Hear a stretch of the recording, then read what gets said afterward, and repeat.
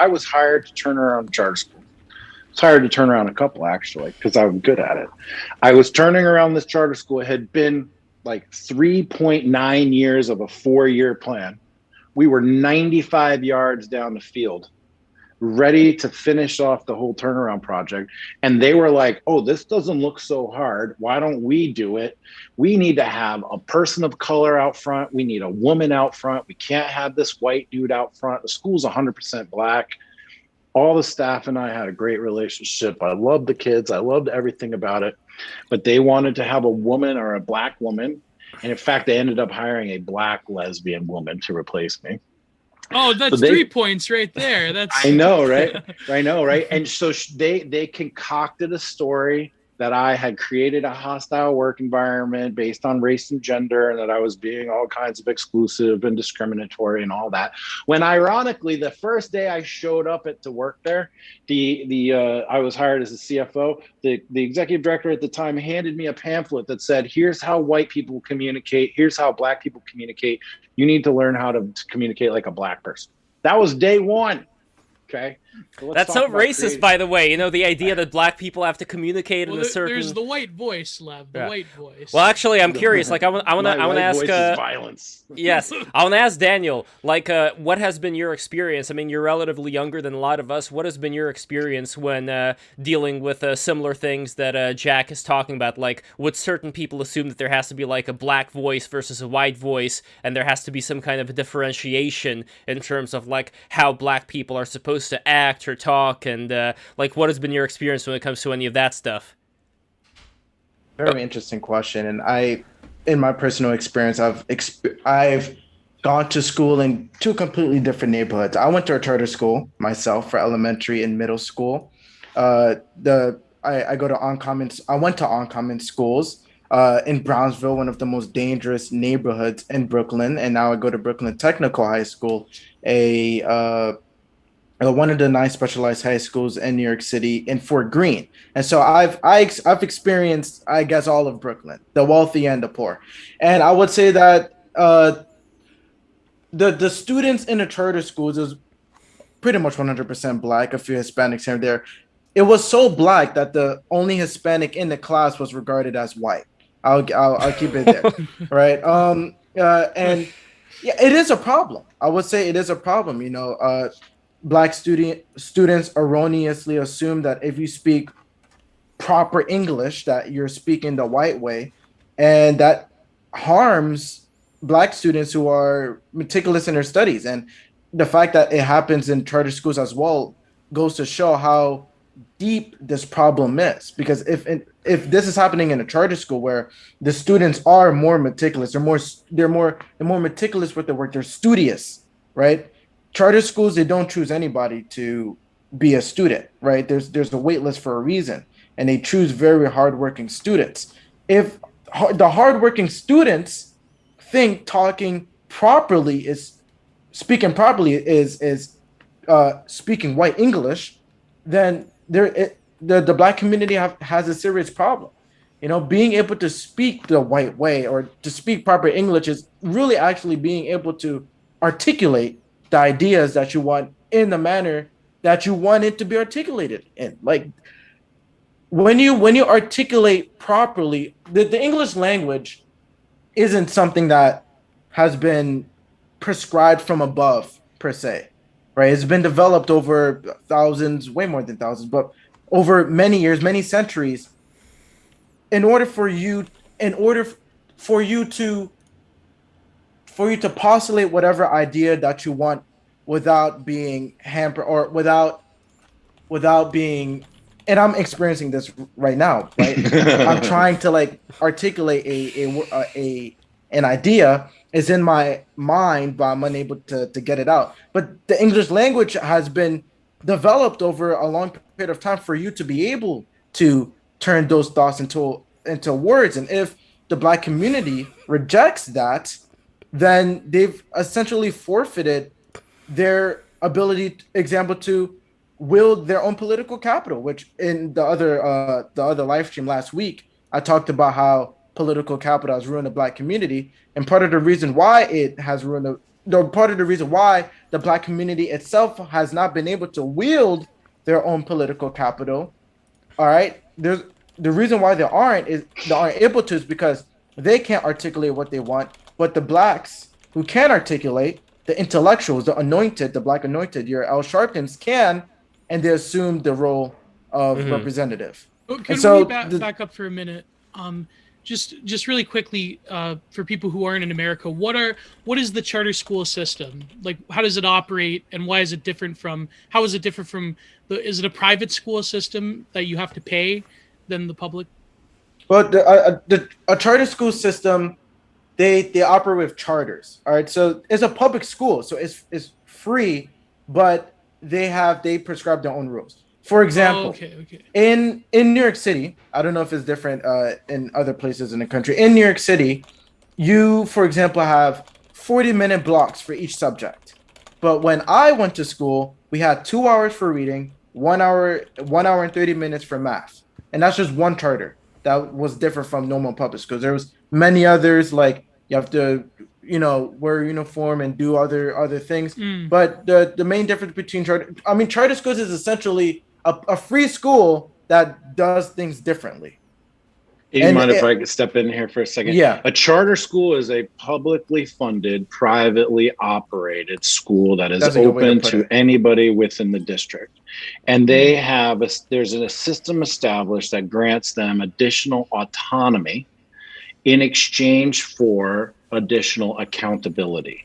So charter schools have freedom within bounds to decide the curriculum, the class structure, their school calendar, disciplinary rules, et cetera, but in exchange, they're supposed to have greater levels of accountability, meaning if the school's trash, they get shut down, right? So in Washington, D.C., for example, they're closing schools every year because every year there's schools, at the bottom of the list. And they're continuously trying to upgrade the quality of the school by closing bad ones and granting charters to new ones. And if this feels like a free market solution to the education problem, it is, which is ironic to me because it's an extreme right-wing public policy approach to solving the issue that used to be a public good. And then in DC, it's become a civil rights matter because the schools in DC for African Americans were so poor and still are so poor. And this is the argument. So charter schools are meant to free up the kids from their crappy neighborhood school, give them the choice to get into a school that's going to operate in a way that serves them. It's results based, in other words. It's supposed to be. But they start skewing the results in order to save schools and hide the achievement gap and all of these things.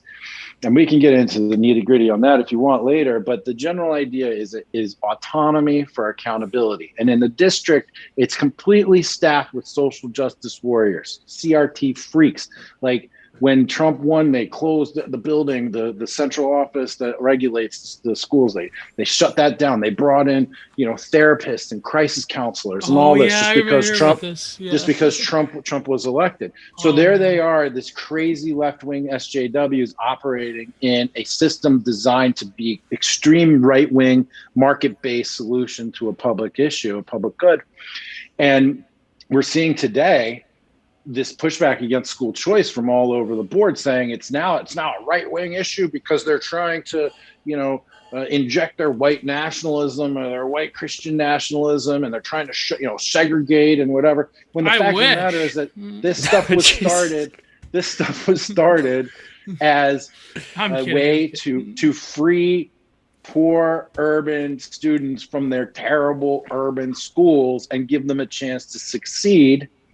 And now it's being pilloried as a white nationalist, whatever, Nazi approach. But we all know that that's all bullshit. All that is the teacher unions, Randy Weingarten and the rest, trying to preserve their power hold on our students and the money that is education, my bros, is a massive industry. Industry. Here in Ontario, we have the most powerful teachers union in North America that you literally can't challenge politically by any means. But are charter schools still subject to Common Core, or is that like just a given? Well, they have to test on the standardized test. So whatever the state whatever the state is elected to be their standardized test, then they have to, perform on that test. They can provide whatever kind of curriculum they want, but if they don't perform on that test, the school, they're not going to stay open. Yeah. I took the state test, but we had an uncommon curriculum for uncommon schools. Yeah. But Daniel, I wanted to get to Tom, but Daniel, just to finish up your point, but also, I guess, nature of the show and journalism, blah, blah, blah. Wouldn't you say that a counterpoint to play devil's advocate would be that these Afro-American students, that they are expressing their unique culture, and isn't it wrong of us to inflict our largely white, anthropocentric, male-centric standards upon African-American and indigenous populations? Like, for example, in my country, the whole issue of the residential schools brings up cultural genocide and so forth. Do you think that black African-Americans conforming to those standards is in some ways a form of cultural erasure? Or do you think that's, as an African-American person yourself, Well, I would say that the contention that forcing, or not even forcing, but teaching black kids how to speak proper English, or telling them to pull their pants up and not listen to certain music, or even ascribing certain music and certain behaviors by black people as their culture is insulting, right? It is not black culture to gangbang. It is not black culture to not be held accountable. It's not black culture to not study and do your work and be a good citizen. Right? These are pathologies that transcend the black community. These are pathologies that plague poor communities. And the fact of the matter is, the black community is a community that is not financially as competitive as other groups like Asian Americans. The idea that blacks are unable to adopt or unable to adopt or to express Western beliefs is a lie. And honestly, the anointed, the elites, use this idea that blacks are inherently unable to be Western in their thought, unable to be individualistic, unable to adopt the cultural mechanisms of our society, the cultural mechanisms that allow our society to be great, is an insult as well. And we know is not true. We know that blacks can adopt good habits and can adopt the proper cultural norms that will allow them to succeed. For example, blacks from the West Indies, blacks from the Caribbean, blacks who immigrated from Africa make way more money than black Americans. There's a reason for that, right? And my parents are Haitian. They're from the Caribbean themselves. And the culture that my parents brought, that the culture that they gave me, is entirely different from. The culture that they gave me resembles Asian culture, resembles the culture that we should be telling the habits that we should be telling our children to adopt. That culture, their culture resembles that more than black culture, right? For example, my parents are devout Christians, very devout Christians, right? I had two parents in the household, a mom and a dad, right? My parents told me, you have to study. You have to do well. You have to study for this test that will get you into one of the specialized high schools in New York City, right? Well, they'd probably say that that's all white. They probably say that, right? Yeah, like those Chris Rufo, those manuals he gets his hands on that say things like, what was it? Being on time is white supremacy. Well, make no mistake. Yeah. Ascribing Western culture, Western ideals to whiteness is a way for them to dismiss the entire Western canon as racist. Let's call it what it is, right? And you don't even need to ask Caribbean blacks or African blacks whether they think being on time is a good thing to do. Normal blacks, like black Americans whose ancestors were slaves, will tell you the same thing. Black Americans will tell you, we shouldn't really be shooting each other in the streets, right? But again, political capital is not being used by the actual black community. If it was, then we wouldn't be defunding the police in 2020.